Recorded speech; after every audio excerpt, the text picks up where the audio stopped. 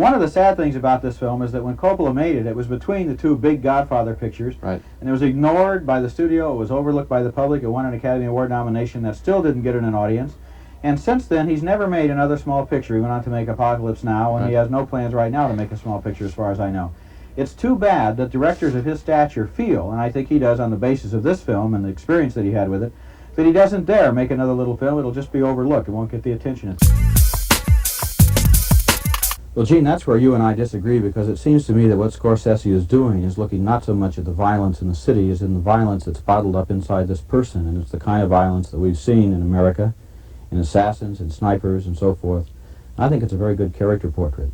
At the end, in particular, where he uses slow motion in order to make the violence really seem particular and drawn out and obsessive, I think it's a very good movie, and I think that, like Peckinpah's The Wild Bunch, the violence at the end is necessary in order to provide a conclusion to all of this pressure that's been building up all during the film. Well, I didn't look away from the screen, and I think that really what you're asking is that Scorsese had made a different movie than the one he made. I thought it was a pretty good deal. I think that right here we have one of the more fundamental disagreements we've ever had in doing this show. I think, first of all, as a broad statement, Apocalypse Now is a very good film, very much worth seeing.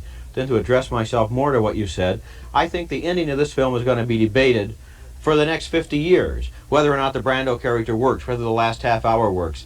I think we can save ourselves a lot of time if I admit to you right now that although I think the last half hour works, I doubt if I can ever convince you of that, and that the first 2 hours of the film are certainly among the most, consist of some of the most beautiful, heartbreaking, tragic, memorable footage of war that I've ever seen. But on the other hand, this movie is made on such an epic scale, the filmmaking is so good, the performances, particularly by Martin Sheen and Robert Duvall, are so good that we don't see stuff like this every day. This is an extraordinary event. The ending didn't work for you, it worked more for me. I think that essentially the two of us are representing the two basic attitudes toward this film. Some people think the ending doesn't work and it's just another war movie. Other people think that it transcends other war movies. It's a little better, a little more brilliant, a little more important. I'm in that camp. I found the dance numbers really entertaining. I have a funny reaction to this film. I really love the choreography. There's a lot of energy, a lot of inventiveness there. I didn't like the story of the guy's life. I found it very confused. It's kind of fragmented in a Fellini sort of way. I might get back to that in a second. And he's talking to the woman in white who wanders through the film. He's talking to her about his fears, about his life, and so forth. I couldn't follow it. I couldn't understand it. And I walked out of the theater behind a woman who said, you know, when you go to a musical at holiday time, you don't really expect to see open heart surgery. I think I kind of understand what she was talking about. Well, but there's a funny thing that I kept thinking when I saw the movie. There's a movie called 8½ by Fellini that you know about. It's very famous, one of the great films from the 60s, about a movie director who's unsatisfied with his life, who's caught between his wife and his mistress, who is badgered all day long by his backers about a project that he can't complete, who's worried about death, and who always talks to this woman in white who is his muse or his angel of death. I think it's kind of ironic. Bob Fosse makes a movie about his own life, and it turns out to be Fellini's life. The number 3 film on my list of 1980s best films is Kagemusha, an epic samurai drama made by Akira Kurosawa, who is one of the world's greatest living directors. Kagemusha is the story of a common thief who becomes a stand-in for a warlord. What's most interesting about Kagemusha is that this movie does not glorify the adventures of the samurai, and it doesn't portray them as courageous, heroic warriors. In fact, and this is amazing, the whole movie doesn't even have one single shot of individual samurai in hand-to-hand combat. Instead, Kurosawa shot all of the battle scenes from a distance. He seems to be portraying the samurai code as a mass state of mind, a glamorous herd instinct rather than as a means of achieving individual greatness for one warrior. Kagemusha is an epic film that's thought-provoking and breathtakingly beautiful. If he looks right, he's on the right horse, and he has the right costume, he must be okay, right? I agree. What's fascinating to me about Kurosawa at the age of 70 is here's the guy who introduced the West to the idea of samurai in the first place. For most of us, our first samurai movies were Kurosawa films like Yojimbo and The Seven Samurai. Right. Now he's coming back at the age of 70 and saying, hey, this was kind of a social tool. This was a tool of war to sell all these guys the idea of samurai greatness. They were out there thinking they were individual heroes, and actually they were just pawns in a struggle. It's very interesting. Next film is named Paris, Texas, and I think it's one of the best movies of the year. It takes a lot of chances, and most of them pay off. Now, this movie was directed by Wim Wenders, a West German director, and like a lot of outsiders, he seems to be able to see America more clearly and more objectively sometimes than we can see ourselves.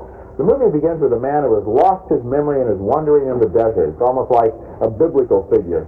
The authorities call his brother, who drives out and gets him and brings him back home to Los Angeles. And as the man's memory returns, he begins to remember that he has a young son who has now been adopted by this brother. That's Hunter Carson in a very effective performance as the little boy there. And Stanton wants that boy back again. He also wants to find his former wife, played by Nastasia Kinski. He has dreams of being able to rise up out of the wreckage of his life and reestablish the family that has been torn apart.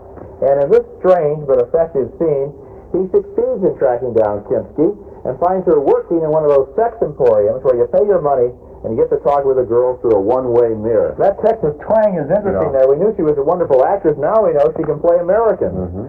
That scene is a perfect image for Paris, Texas, which is a movie about loneliness and about human lives that are being lost in the vast distances of America. That sheet of glass between those two characters is a perfect emblem of their relationship.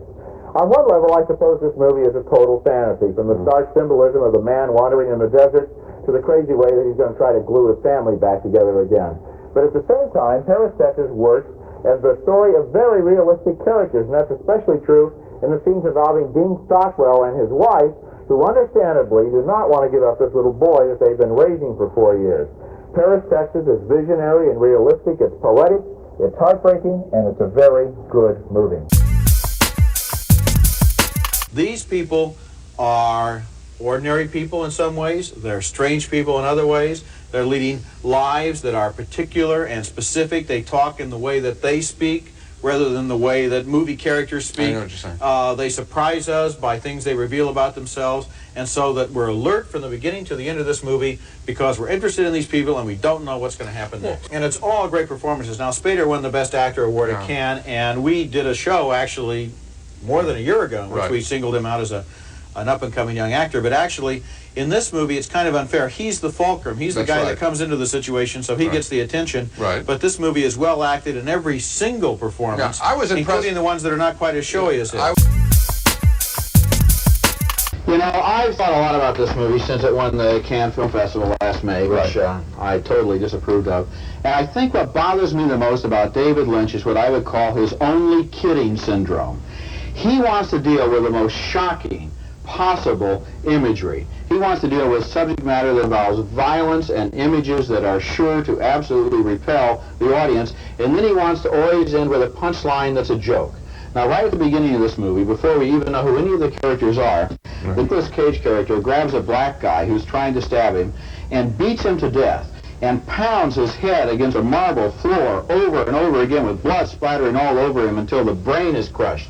And then, when we're sitting there absolutely appalled, not only by the violence, but also by the subtext of racial animosity, he staggers up against the wall, grabs a cigarette, lights it, and then looks up underneath his lowered eyes like this at Diane Ladd and gives an overblown melodramatic reading that's supposed to be funny, so we can all laugh. I hate it when Lynch tries to get off the hook of his violence by giving us those cornball laughs at the end of every one of those sequences like that. Why wish he'd have the nerve to make the movie he wants to make instead of trying to sugarcoat it and all of this smarmy parody that he thinks will allow him to get away with what he really wants to say. Wild at Heart is the new movie by one of the hottest directors in America today. His name is David Lynch, and he made the controversial Blue Velvet, as well, of course, as the ABC TV series Twin Peaks.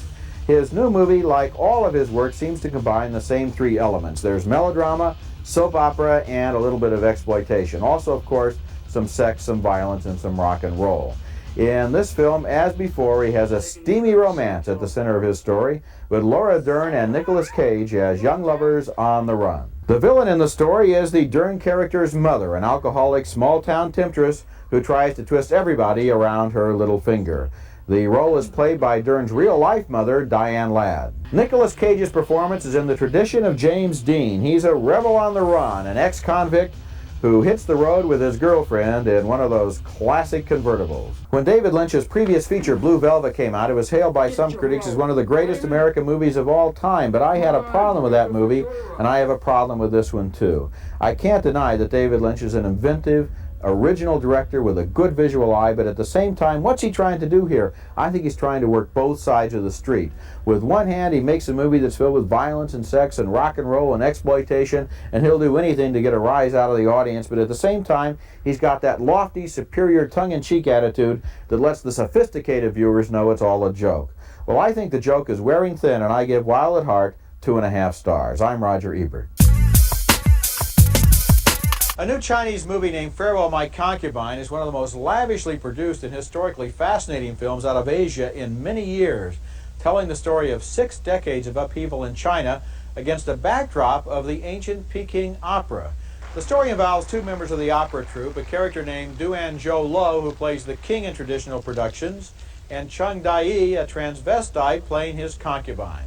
The transvestite is in love with his partner and is angered when he learns his longtime friend is going to get married. The outside world sometimes seems distant from the Peking opera stage, but not after the Japanese invade China. Zhou Lo is offended that Dai has entertained a Japanese audience. The most harrowing scenes in the movie take place during the Cultural Revolution in the 1960s, when political and ideological correctness is enforced, sometimes on pain of death, by gangs of fanatic young people. The only question I had during Farewell, My Concubine was how those characters managed to age so well over a period of some 40 years. They don't look that old at the end of the movie.